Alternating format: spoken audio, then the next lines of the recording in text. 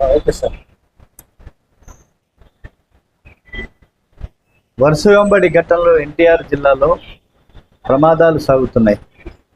UltraTech cement నుంచి, Ramco cement నుంచి Paritala quarry ప్రమాదం, వీటీపీఎస్ ప్రమాదం, తిరిగి మరల ఎక్కడైతే పరిటాల క్వారీలో ప్రమాదం జరిగిందో, 3 కార్మికులను బలి తీసుకుందో పవన్ గ్రానైట్స్ అండ్ మెటల్స్లో, తిరిగి మరల చినకొమ్ములు గౌడ్ అనేటువంటి ఒరిస్సా వలస కార్మికుడు 2 కాళ్ళు విరిగి ఇవాళ విజయవాడ హాస్పిటల్లో చికిత్స పొందుతున్నారు.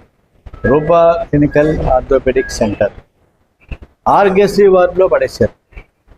కాబట్టి ఇంతకంటే దారుణం ఇంకోటి ఉన్నదా? ఒక కార్మికుడి జీవితాలకి విలువ ఉన్నదా?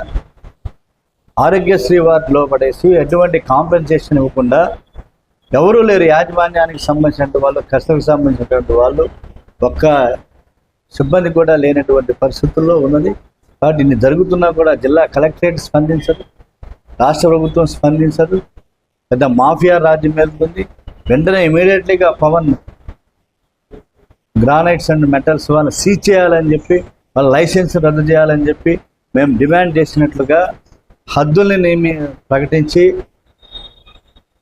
హెక్టాలు తోపుకున్నటువంటి వారి మాఫియాని అరికట్టాలని చెప్పేసి సిపిఐగా డిమాండ్ చేస్తున్నాం. కొమ్ములు గౌడ్ అతనికి నష్టపరిహారం, కాంపెన్సేషన్, అలాగే ప్రభుత్వం నుంచి ఆర్థిక సహాయము, క్రషర్ యాజమాన్యం నుంచి కూడా, వారి యాజమాన్యం నుంచి కూడా అతనికి 10 లక్షల రూపాయలు నష్టపరిహారం ఇవ్వమని చెప్పి సిపిఐగా డిమాండ్ చేస్తున్నాం.